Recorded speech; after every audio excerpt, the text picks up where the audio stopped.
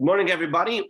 We are continuing with Megilla Daf Yud Ches. This is 18a. It's about halfway down the page, in the middle of the page. We're starting from Aval Kohen Osai Leleazos Balas, which is a quote from the Mishnah that we had said that one may read the Megillah in a foreign language for foreigners. So the Gemara immediately picks up on the fact that this second statement in the Mishnah seems to be contradicting the statement made just prior. So that's what the Gemara's question is. Vaha Amrat, did you not say earlier in the Mishnah that if you read the Megillah in any other language besides for Lashon HaKodesh, you've not fulfilled your obligation? If that's the case, right, then how could you come along now and say that if you read it in a foreign language for a foreigner, that it's okay? So the Gemara offers this answer. Rav Shmuel, both Rav and Shmuel, the Amrit Vayu, they both say Belaz Yevoni, that the Mishnah, this latter clause of the Mishnah refers to the Greek language, and so therefore it's not referring to any other language. So the way we're trying to understand this is that the first statement of the Mishnah that says that if you read it in any other language, you have not fulfilled your obligation. That's in all other languages apart from Hebrew. Whereas when the Mishnah says that if you read it in a foreign language to a foreigner, that is referring exclusively to Greek, meaning to say the one exception is Greek. And that's why the Mishnah comes along and gives us this ruling so as not to lump Greek together with all the other languages. So, Frank the Gemara, Hechidami, explain to me exactly what the scenario looks like. Ilema, if you're going to say the Ksiva Ashuris, Vikari Levanis, the Megillah was written in Hebrew, but he read it in Greek. Hainu al peh. That scenario would be somebody reading it by heart, which we already said the halacha is that somebody who reads it by heart has not fulfilled his obligation. So certainly that cannot be the case. So therefore, the Gemara brings an answer. Amar Reb Acha, Amar Reb Elazar. Reb Acha says in the name of Reb Elazar, it's the case is Sheksuva Belaz Yevonis. The Mishnah is speaking of a case where the Megillah was written in the Greek language and read in the Greek language to a foreigner. In that case, Rabbi, yes. So Me'am Loez is not referring to Greek. This is true. This is true. So as Rashi explains earlier, that when we say Laz, the term Laz means a foreign language. So there's Laz, let's say Angli, and then there's Laz Yevonis, right? So this is Laz Yevonis. Just understand Laz as a foreign language, any foreign language. Then when you add the specific Yevonis, so then it's the foreign language of Yevonis. That's what it means. So when it said previously to read it in any language refers to all the languages of the world except for Yevonis. Okay, so the case is that it was not only read in Greek, but it was also written in Greek. So that's what he's reading. He's reading a Megillah that was written in Greek. And the Mishnah is telling us that they fulfilled their obligation. So now, before moving on, the Gemara just mentions another teaching by Reb Acha in the name of Reb Elazar, and then we'll go back to our conversation. This is kind of like on the side, not unrelated. V'amar Reb Acha Reb Elazar, the same teacher. He says, Reb Acha says in the name of Reb Elazar, Minayim, from where do we know? Shekroya HaKadosh Baruch Hu liYankov Kel. How do we know that Hashem, the God, called Jacob by the title El? How do we know we called him El? Shenema, because it says in the pasuk, this is when Yaakov built an altar for Hashem, Vayikroloi, and he called him El Elahei Yisrael.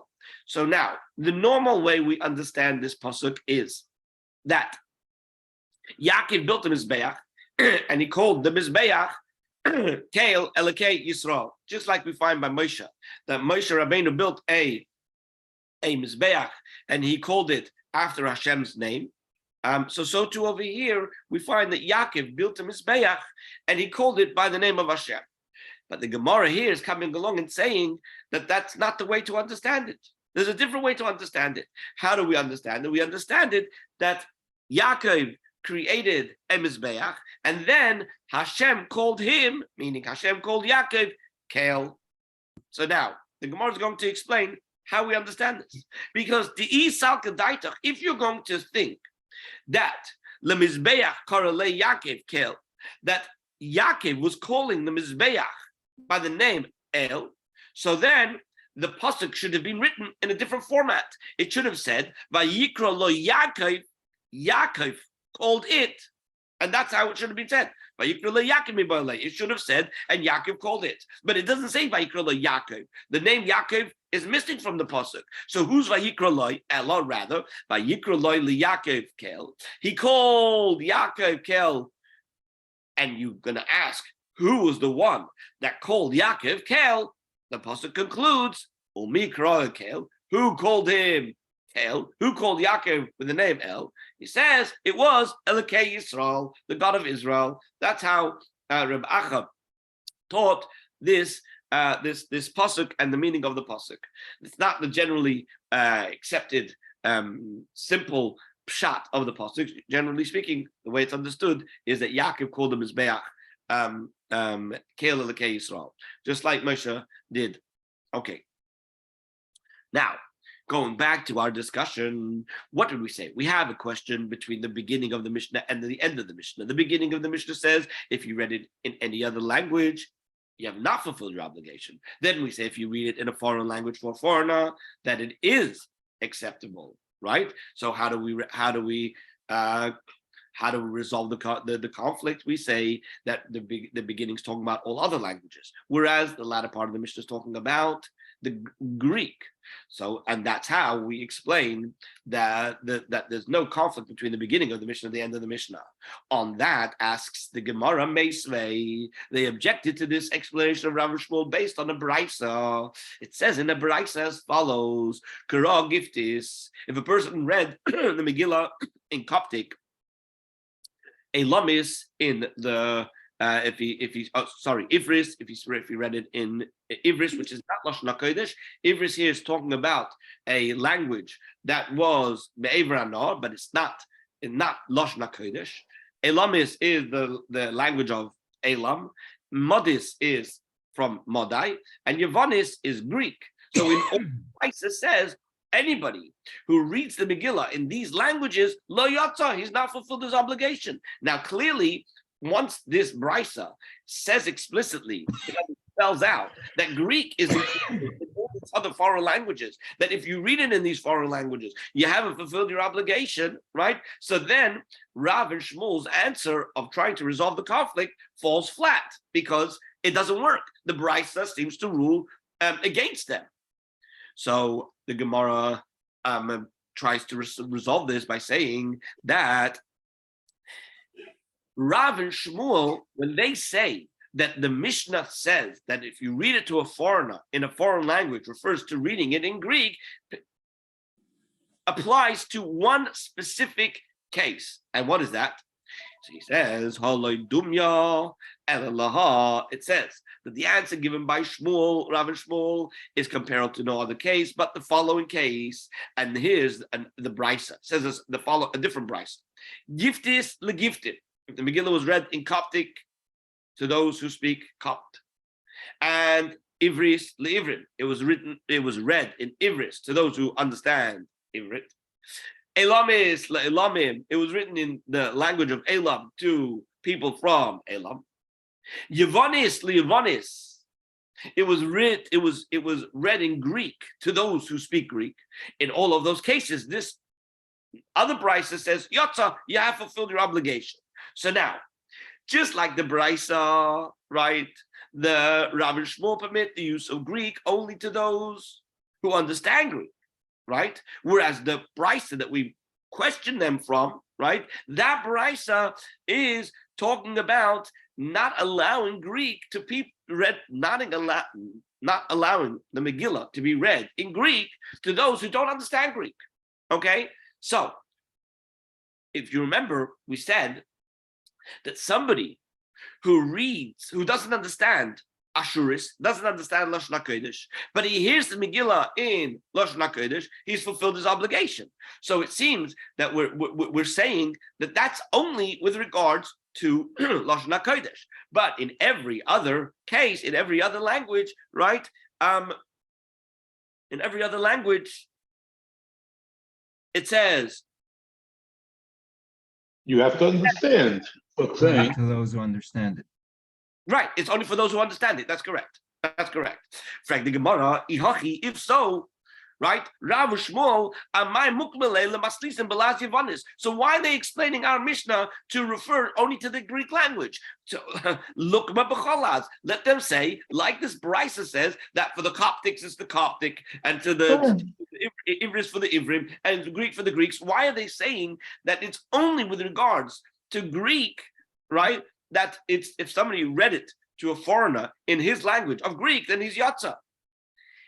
Ella, so the Gemara gives a different answer, and he says, Masnisin kibraisa. The ruling of our Mishnah is the same as the Brisa, meaning that it permits all foreign languages, but only to those who understand the language, right? The Chi'itma, the Rav Shmuel, Baal Meitma. And the statement made by Rav Shmuel was not intended as an explanation of the Mishnah, but rather it's a general statement. What's the general statement of them? Rav Shmuel, Amar Tavayu, Laz, Yevani, Lakol Kosher. The exception about Greek is that Greek, like Lashon HaKodesh, is going to be acceptable for everybody, right? Even those who don't understand Greek. In other words, our Mishnah came along and said that those who that if you read it in any other language, it's not acceptable, right? However, if you read it to a foreigner in his foreign language, then it's acceptable. That's his language. Came along Rav and Shmuel, and they said, but you know what? Greek is special. Greek is special because even if you don't understand Greek and you heard the Megillah being read from that was written in Greek, you heard it read in Greek, you'll still fulfill your obligation just as if you had heard it from what? From a Megillah that was written in Hebrew, even if you don't understand Hebrew. Frank the Gemara. Rabbi, Yeah. it seems that there may be a difference between the person who's reading it and the person who's hearing it. Over here it says, I'm looking at the Steinsaltz, it says, one who reads the Megillah in a language that he speaks fulfills his obligation. So Right. this is going according to the reader, but what about the people that are hearing it? That may be a different situation, or it's the same situation? No, for himself. Well, no, I think that there's another issue that hasn't really explicitly been mentioned over here, and that is one can only fulfill the obligation for somebody else if they themselves are obligated in that.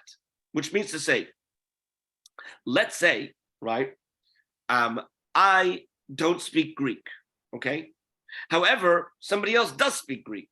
And I tell you that somebody who understands Greek can hear the Megillah in Greek, okay? But the problem is, I, the reader, don't speak Greek.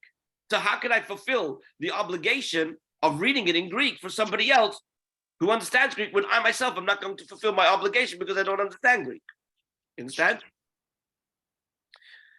So maybe that's what he's You're reading it in Greek, but you don't understand it. meaning to say. Yeah, I could, you know, when I went to Russia in 1995, right? So I tried to learn the Russian alphabet, and I was able to read the Russian alphabet, and I was able to read Russian words, and I had no idea what I was saying. Right? I'm able to read it, but I don't know what I'm saying. Right? So you know, just because you can recognize the letters and read phonetically what something says, Yes, it that's doesn't mean true. you understand what it is you're reading. Right? Yes, that's true. There are plenty of people who read the Chumash every week and don't know what they're saying, right? So you can read a language, doesn't mean you understand it. And one second, Ben. At the same time, when we're saying you read it in a foreign language to a person who understands that foreign language, if I'm reading it in that foreign language, but I don't understand that foreign language, am I fulfilling the obligation for the other person who does understand that language when I myself am not fulfilling my obligation through it? I cannot be mitzi you for your obligation if I myself am not fulfilling my obligation while I'm doing it. Understand what I'm saying? Yes, Ben. Yeah, I wanted to say, was that before or after Talmud? Because at the time of Talmud, we got the exception of. All right. We're going to bring that up. We're going to bring that up in a minute. Okay. But the point is, yeah, it's after Talmud, and it's after the ruling of the Mishnah. We're at this point in the Gemara discussing the Mishnah. Okay. Rabbi? Yeah. Rabbi? Yep. Why would not, I mean, is the Loshen Kodesh of that time was Greek or Hebrew, but what about Aramaic or Farsi? You know, you talk about Coptic, but what about Farsi? I mean, that was the Megillah wasn't it put together in Iran? I mean, not I want to say Iran, but I mean Persia, which you would think that Farsi would be could also be acceptable to use Farsi, to speak Farsi, you know. So the beginning of our Mishnah seems to be the end of our Mishnah seems to be saying that if you read it in a foreign language to a foreigner, that you fulfilled your obligation. And the way the Gemara's understanding at this point where we're at right now is that it refers to any language. It refers to any language, and the point of Rav and Shmuel is that Greek has a special dispensation in that even if you don't understand Greek, you could still listen to it being read in Greek and fulfill your obligation. To which the Gemara now asks, right? V'hok tani, doesn't the Brisa say Yevonis, right? That if the Megillah was read to, if the Megillah in Greek was read to Greeks yes, but l'kulei alma loy, but to everybody else, not going to be okay. So how does that jive? How does that fit with what Rav and Shmuel are saying? So after the Gemara, inhu the Amor Rabbi Shimon and Gamliel, they, Rav and Shmuel, were ruling in accordance with Rabbi Shimon and Gamliel, which means to say that there's a machlekes. If you remember, all the way back, there was a machlekes between Rabbi Shimon and Gamliel and the Chachamim. The Tanan, as we learned in the Mishnah, Rabbi Shimon and Gamliel says, Av Svarim Layitir Shikasu Elivonis, that even the books of scripture were permitted to be written only in Greek, whereas the Chachamim didn't agree. The Chachamim didn't put that limitation that it should only be in Greek, but it could be even in Targum, it could be in any in another language. So therefore, the Brisa reflects the opinion of the Brisa reflects the opinion of the Chachamim that it's only if you understand that it applies to all languages, right? And Rav and Shmuel, when they said their opinion that Greek has a special dispensation, they're reflecting the opinion of Rabbi Shimon Gamliel. Frag the Gemara, if that's the case, if all Rav and Shmuel are saying is that they view the halacha in accordance with Rabbi Shimon Gamliel, so then v'leimro halacha Rabbi Shimon Gamliel. Let them just say that the halacha follows the view of Rabbi Shimon Gamliel. Why do they have to come and spell out the ruling to say that it's talking about somebody who reads the Megillah in Greek? Right, that they fulfilled the obligation. Just say the halacha is like Rabbi Gamliel and don't say any further. Right? Rabbi, I have one quick question. The business about being a chiyuv before you can be yotze, somebody else. Yeah. Does that apply to the reading of the Megillah too? When I say the chiyuv, I don't mean that you still need to hear it again. Okay. First of all, when it comes to that, there's this idea of Kol Yisrael Arevim Zeh B'Zeh. We're all responsible for one another, so therefore, if you yes, but Havdalah, we're also Arevim Zeh B'Zeh. Right. No, so see. Okay, so with Havdalah, it's not so simple, right? Havdalah, a woman, for example, it's questionable whether she's mechuyev in Havdalah, and therefore she cannot be motzeh a man with Havdalah. Right. But if I come home after listening to Havdalah in shul, yeah, and make Havdalah, mm-hmm. The question is if I was meaning to be mekuyim with the Havdalah I heard. Let's say I wanted to be Mekoyim. I wanted to do that L'chaim after Havdalah. Right. So I stay in shul, I say L'chaim, and I drink. Now I come home. My wife wants Havdalah. It's a problem. Yes or no? No. It is a problem. She has to make her own. She has to make her own Havdalah. Now, Megillah, does it work the same way? So If I have not yet heard the Megillah, do I have to? no. So with Megillah, it's different. Megillah is different. Megillah, when it comes to Megillah, it's not like Havdalah, where if you fulfilled your obligation, you could still read the Megillah for her. However, what I would say is, it's better that she should make the bracha herself, right? She should make the bracha. She should make the bracha. But what we're saying over here is slightly different. It's not the same. Here, what we're saying is, if I were to read the Megillah in English, right, but I didn't understand English, let's say we're going according to the opinion that says you can read it in English for those who understand English, okay? And I didn't understand English, but I read the Megillah in English for myself. Have I been Yetzer or not? The answer is no. So the question is, can I then read it in English for somebody who is going to be Yetzer with reading it in English, even though I myself am not? So the answer is no, I can't. I can't. The only way I would be able to read it in English is if I would understand English. If we're going to say that that's permissible. Okay, let's go back. So the Gemara comes along and says, if this is the case, then why come along and state the whole halacha? Just say that halacha is like Rabbi Shimon Gamliel. That Greek is different. So, and for the Gemara, if they would have only said that halacha Rabbi Shimon Gamliel, that the halacha is follows the view of Rabbi Gamliel, hava amina, I would have thought, haini. This is when are these words said?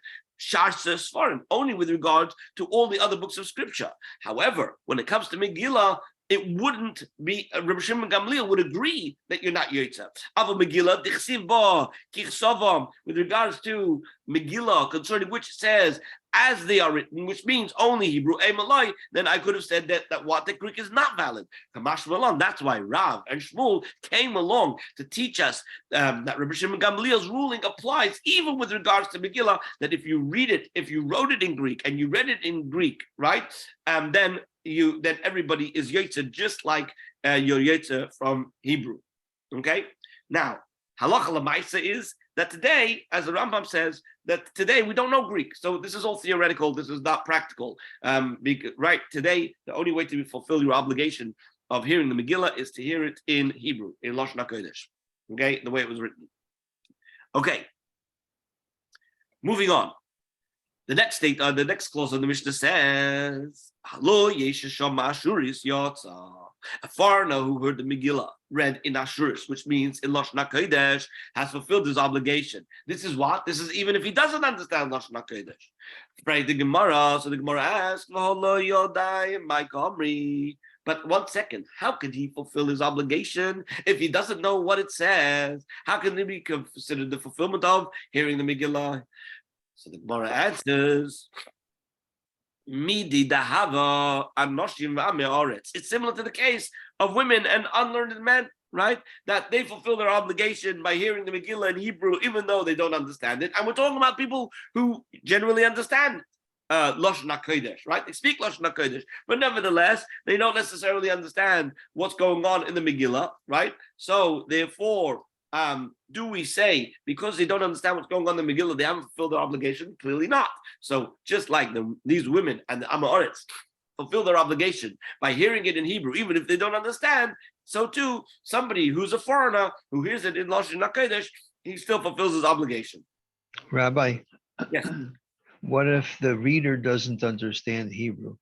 It doesn't matter.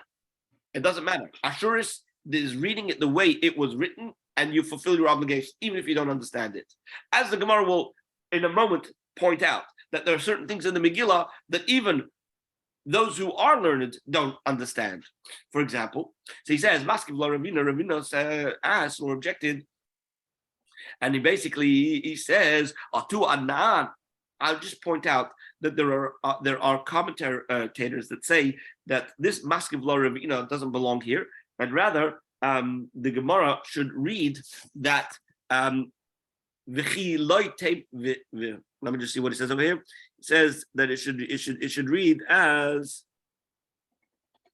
the Eloi Temahach, because if you're not going to say as so, if you're not going to say like we just like what we just said, that men that are unlearned and women fulfill their obligation, right? Even though they don't understand what's being said in the Megillah. Atuan, if we're not going to say like that, Atuanan hoachashtronim b'nei haramochim b'yedana. Do we understand what the words in the Megillah hoachashtronim b'nei haramochim really mean, right? No one understands what these words mean. They're a reference to a group of people, but we don't exactly know what and who. So, and yet, nevertheless, when we say right, even if we don't fully know what this is referring to, we still fulfill our obligation by hearing the Megillah. So, therefore, we must say that the reading of the mitzvah, of the fulfillment of the mitzvah of hearing the Megillah, doesn't require for you to understand every word that you hear. Ella, rather, mitzvah's kriya or persumenisa. The mitzvah is reading and publicizing the miracle. And hachanami, so to over here, mitzvah's kriya or persumenisa, because the mitzvah is reading and publicizing the miracle. Therefore, even though a foreigner may not understand the language the language of Hebrew, nevertheless, he's going to fulfill the mitzvah. If you look in Rashi says, if you look in the Rashi, Rashi says, and even though they don't understand what exactly they are hearing, and they're going to ask, as Hashem and the other people who are listening, and they're going to say, Mahi hazu, what is being read, and how the miracle was. So they're going to ask, what exactly did we read? And they're going to be told, at least in broad terms, the miracle of Purim, and so therefore they're going to fulfill their obligation, because there is this idea of Persumei Nisa, publicizing the miracle that takes place just by coming and hearing the Megillah, even if you don't understand every word. And that in fact is the halacha. The halacha is that if you hear the Megillah and you don't understand what you heard, you still fulfilled your obligation. Nevertheless, it is very important to still make sure that you hear every word of the Megillah, even if you don't understand it. You still have to hear every word of the Megillah. Okay. My question. Yes. There's no requirement of concentration on what's being said, because the statement of Rashi to me is problematic. If after the fact the guy says, "What the heck? What did we just hear?" and the one says, "This is whatever it is," and he himself didn't know he had to concentrate on hearing the words, is he yotze? So the answer is that when we say you have to concentrate on the words, it doesn't mean that you have to understand the words, but rather you have to be mindful of the fact that you're fulfilling the mitzvah of hearing Megillah. That's what it means. Lechavin liboy.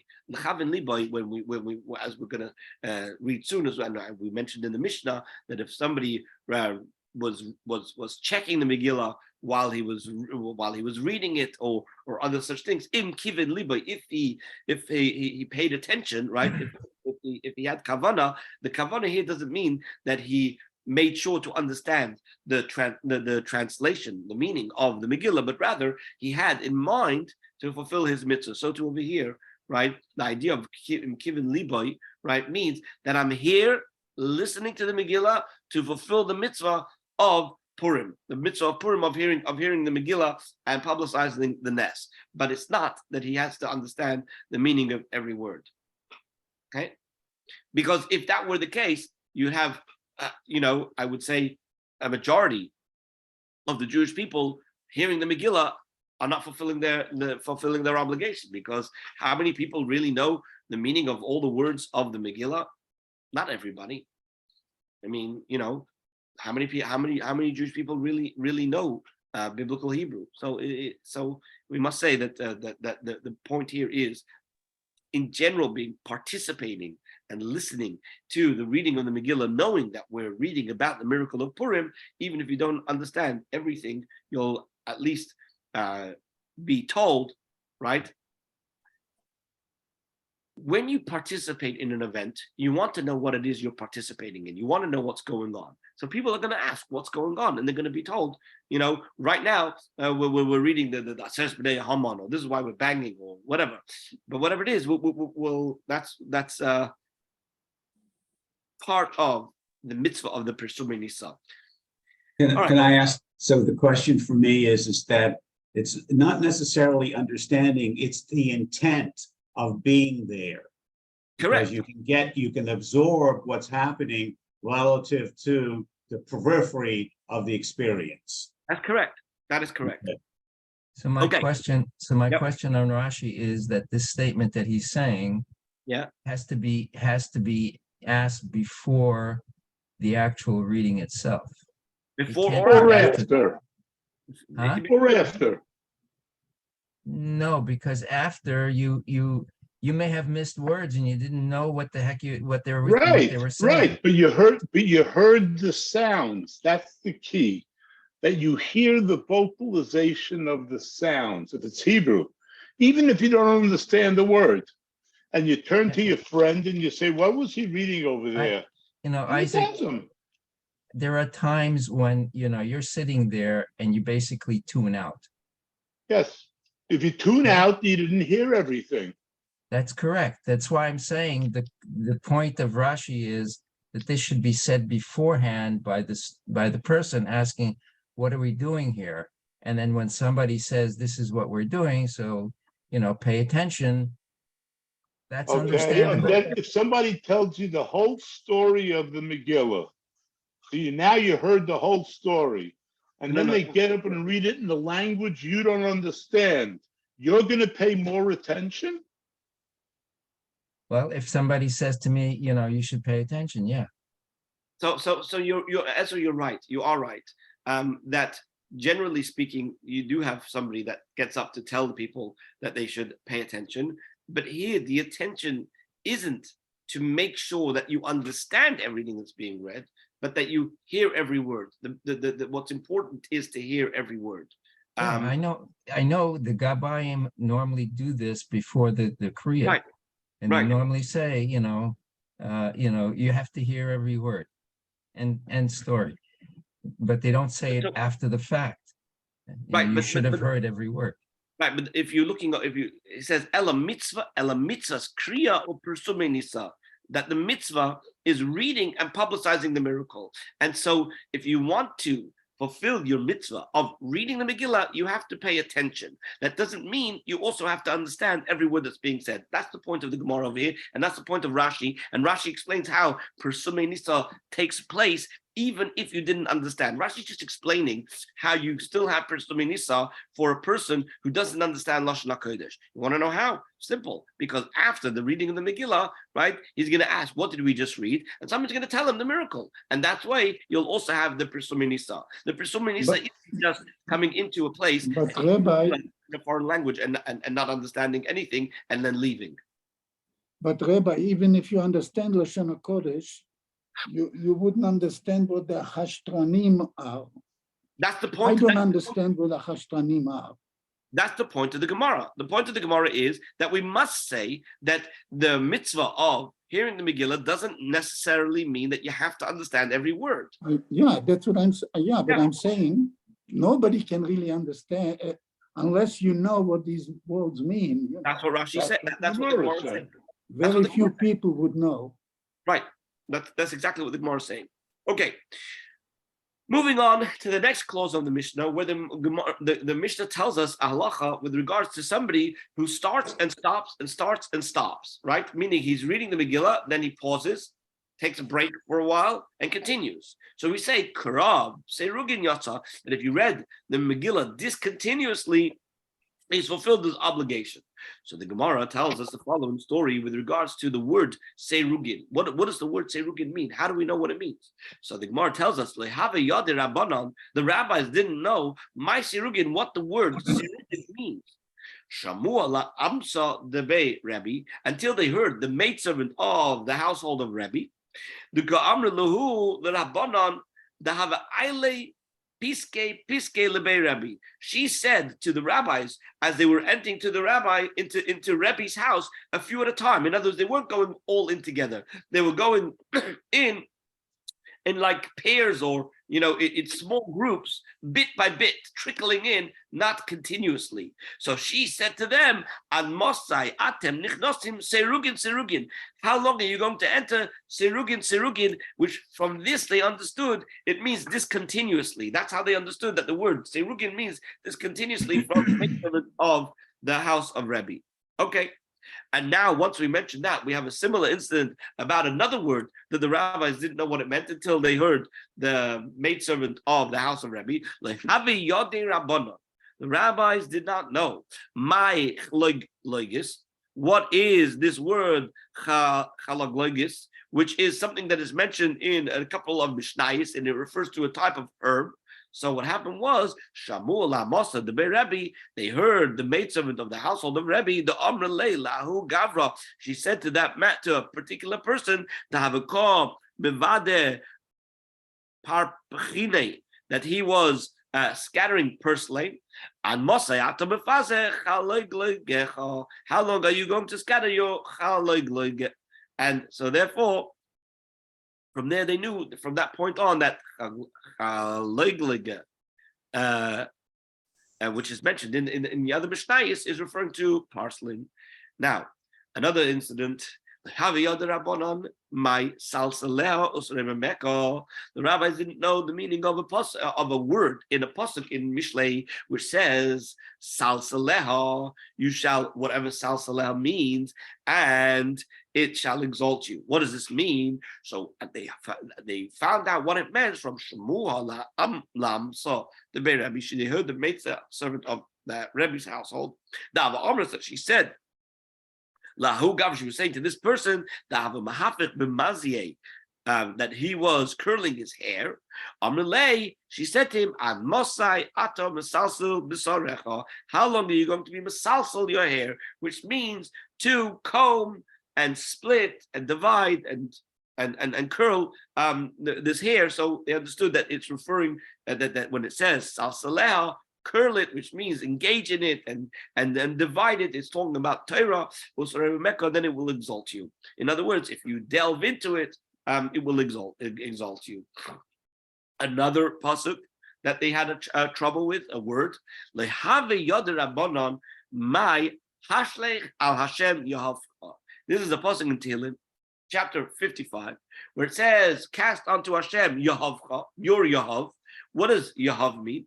Amar Rabba Bachana says, Zimnacham Chado Havels Linan Behadiahu Tiayo. I was once traveling with an Arab called Darina Tuna, and I was carrying a load. V'amali, and he said to me, Shkol Yahavich Ushdei Agamloi. Take your Yahav, your load, and throw it on my camel. And from there, we learn that Yahav means your load. Hashtag al Hashem Yahavcha means throw your load onto Hashem. Okay. Another incident. Lehavi Yadan Rabbanon my v'tetesia b'matate hashmeid. What does it mean? I shall taltia with matate of destruction. What does this mean?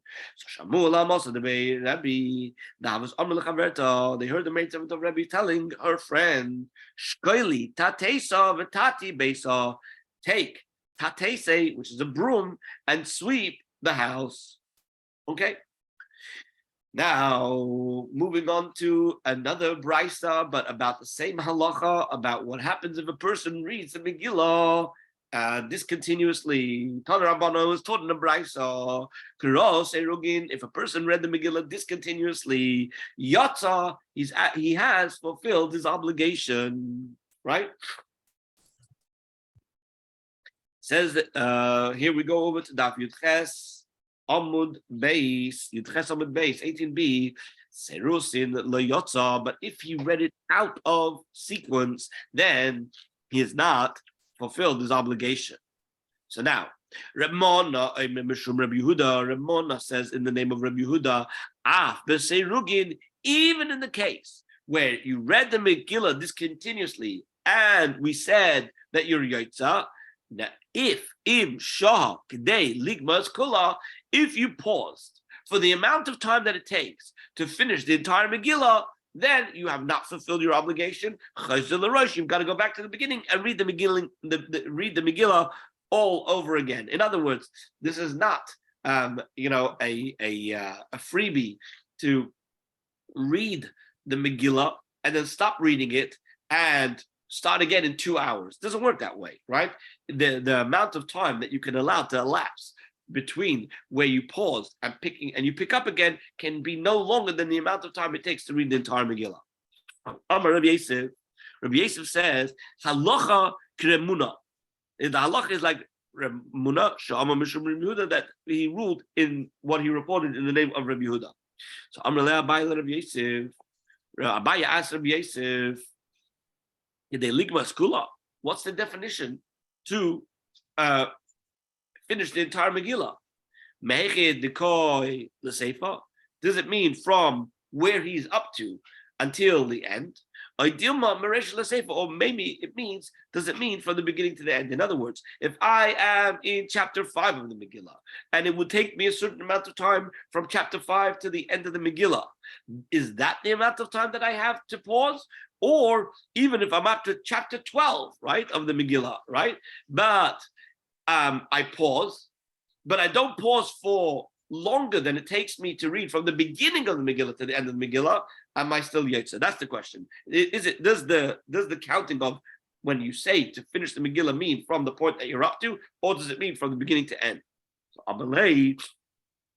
So Rabbi Yosef answered to him, it is referring to reading from the beginning to the end. The imkain, because otherwise, if you're going to say that it's from where you left off until the end of the Megillah, then you're giving varying limits to this shear of how long you can wait. And the Chachamim never like to do that. The Chachamim, when they gave a shear, a particular measurement of time, or a measurement in any other area, they wanted to have standardized shiurim, standardized sizes, measurements, so that the halacha could be equal for everybody. So therefore, Rabbi Yosef says it must be that when we say that you can only pause for the amount of time that it takes you to finish the Megillah, it means from the beginning to the end, and that would apply to everybody, no matter where it is you're pausing.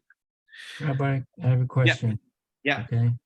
We talked about a situation in which an individual accidentally skipped a line, and it wasn't caught until in fact, it wasn't caught till the very end.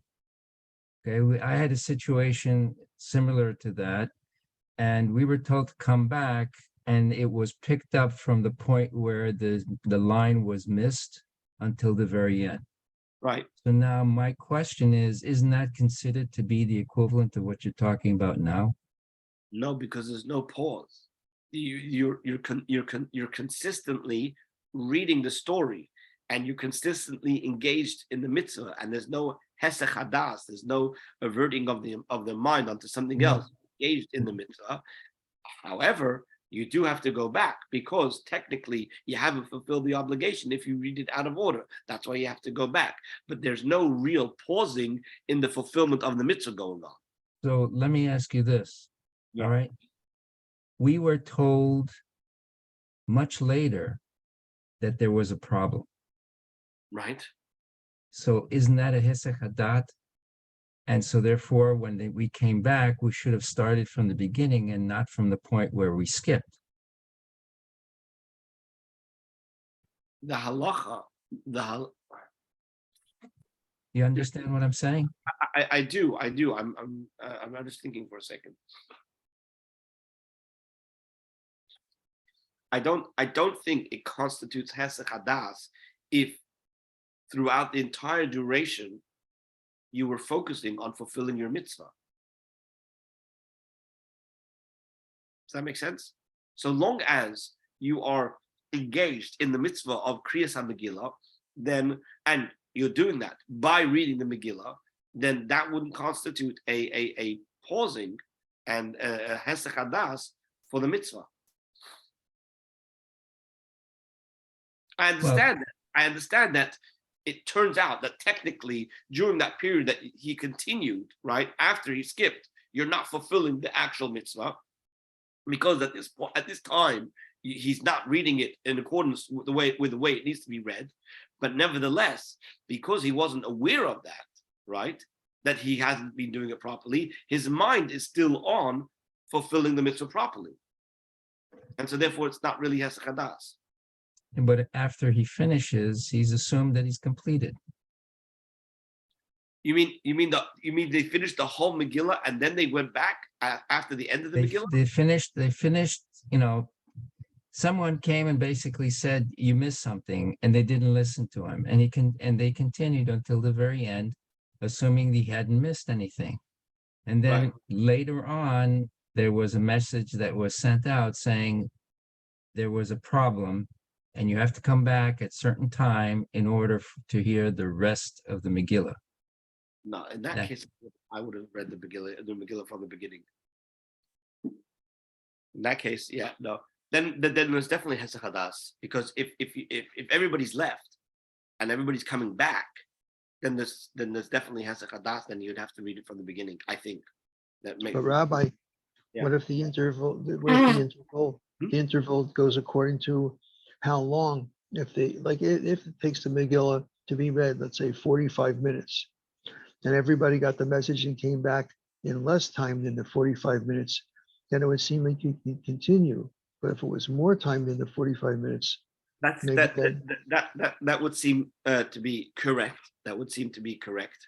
However, I think if I were to have been the rabbi, and the question was brought to me, and it was a mashul, I would have said we're going to start again from the beginning, and we're going to ask. I would try to find somebody who hasn't heard the Megillah, and I would ask the person who hasn't heard the Megillah to recite the blessing, and everybody could answer Amen and have in mind to fulfill the obligation to say a bracha with this guy's bracha, and then have the Balkara to read the whole Megillah from the beginning to the end, and this way everybody can fulfill their obligation.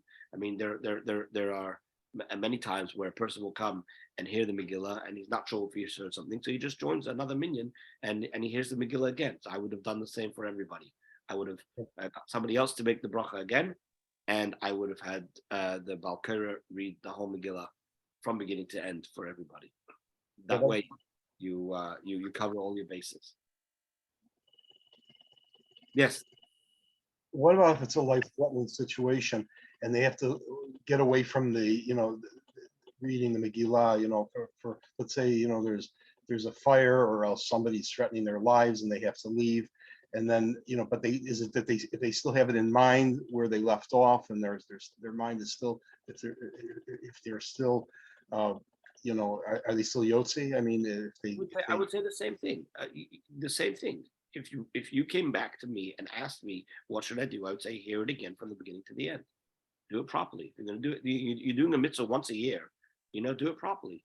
It's really a difference of I had a president of a shul that I was the rabbi of.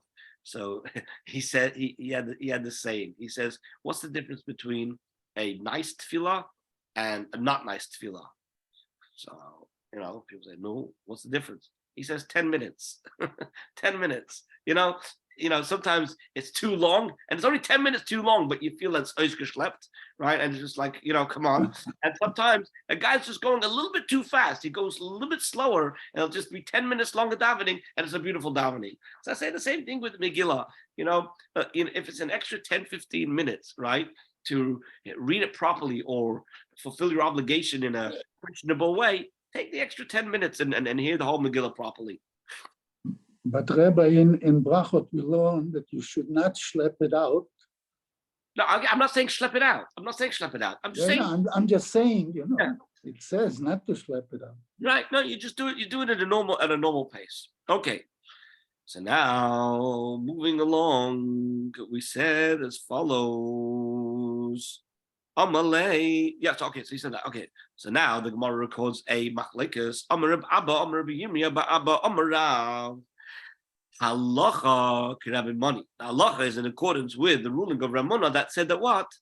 That the only case, the only way you'll fulfill your obligation if you read it discontinuously, if you don't pause for the amount of time that it takes to read the whole Megillah. So Reb Abba said in the name of Reb Yirmiyah bar Abba, in the name of Rav, that the halacha is according to Reb Muna. Shmuel Amma, but Shmuel says, "Ein halacha Reb Muna." The halacha is not in accordance with Reb Muna. Okay. Which may give the answer. Huh? Which may give the answer to my question. No, which means a Because- pause. Which means a pause of any length does not disqualify the Megillah reading. Okay. Of the surah. Masnu hachi, and in Surah they taught as above. Bepumbedisa masnu hachi, but in Pumbedisa they taught as follows. Amar Rav Kana, Amar Rav. Rav Kuna says in the name of Rav, halacha kremuna. The halacha is like Rav Muna. Shmuel Amar, Shmuel says, "Ein halacha kremuna." The halacha is not in accordance with Rav Muna. An alternative version of the dispute between Rav and Shmuel is the other way around. They just swapped the who said what. Rav Bibi Masde Ibcha, Rav Bibi taught the opposite. Rav Amma Ein halacha Rav Muna, or Shmuel Amma Rav Muna. So Rav says that the halacha is not in accordance with Rav Muna, and Shmuel says the halacha is in accordance with Rav Muna. Rabbi Yosef says in this conclusion, the Rav Bibi B'Yadach adopt the version of Rav Bibi. The Shmuel, the Chayish Li'ida, because the reason why you should adopt the view that Shmuel says the halacha is like Reb Muna, right, is because Shmuel is always the one that we see that he takes the opinion of the individual. In other words, if you have a machlekes between a rabbim and a yachid, the halacha is usually like the rabbim.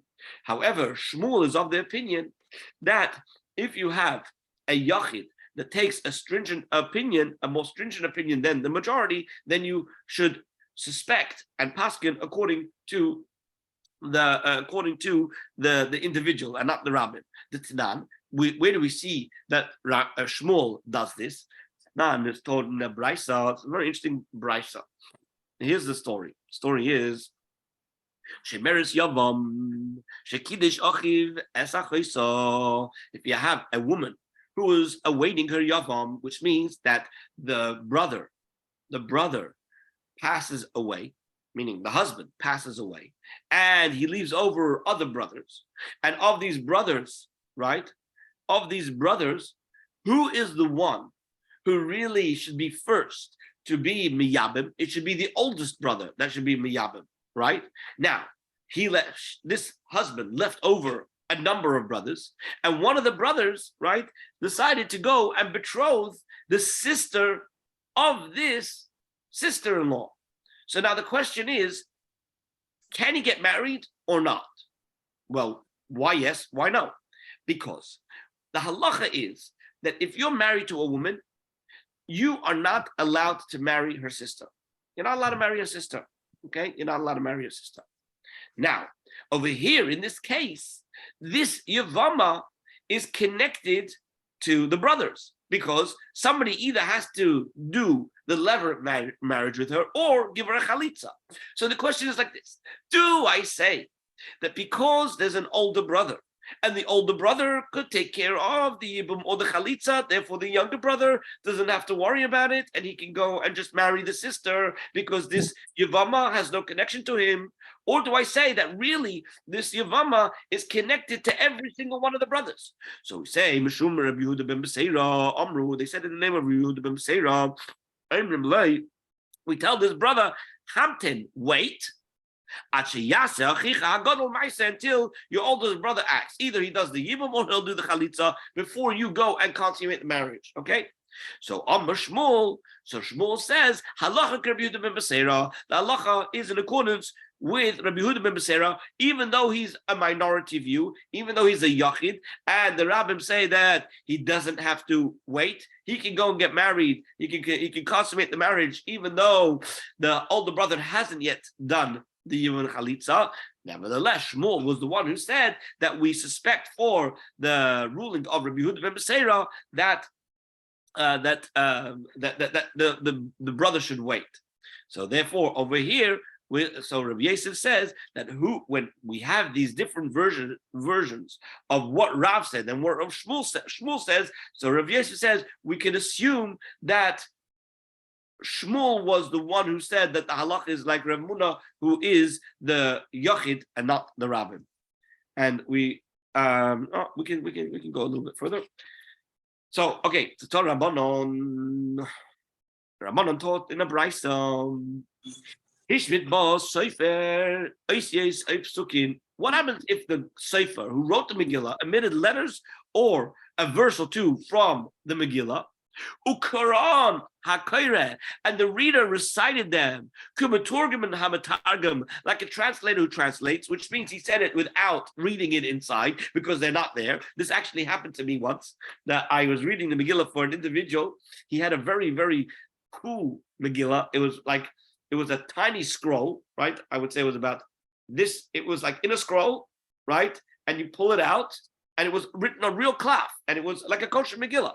So anyways, I was reading it for him, and as I read it, I came to a part, and the words were written wrong, right? The words were written wrong. So the halacha is, if you have the sefer who made a mistake in a pasuk or two, if it's missing letters or whatever it might be, right? You can read it as if you're a metarguman, which means to say you read it Baal Peh, right?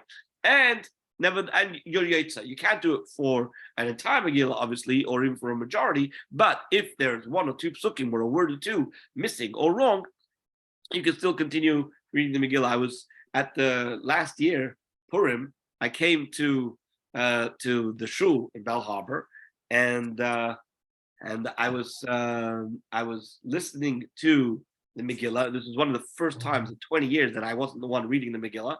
And it's okay, so I'm listening to the Megillah, and I hear the Baal Koreh reading the Megillah, and I noticed he made a mistake.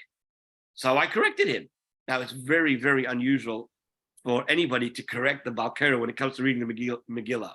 Kriyas Torah, yes, but the Megillah, for some reason, everybody just, assume that the Baal Koreh knows what he's saying, but I know the Megillah pretty much by heart. So I was 100% sure that he read it wrong. So I called him out. So all of a sudden, the whole shul like, whoa. So he's looking backwards and forwards, and he figured that the Sefer made a mistake in his Megillah. The Sefer had made a mistake in his Megillah, and that's why he read it wrong, because the Sefer made a mistake. And he continued reading from his Megillah, and everybody was Yetzer, because that's the halacha. The halacha is, even if there's a mistake in the Megillah, it's still kosher. It's still kosher. Only obviously if it's a small mistake, or a word or a pasuk, but not if it's a majority. Okay, and I think we'll stop over here. I wish you all a wonderful day, an easy tinus, and may we be zeicha to be able to break the fast even before the end of the fast with Mashiach. Amen. Thank you, Rabbi. Thank you, Rabbi. Thank you. Good day, everybody.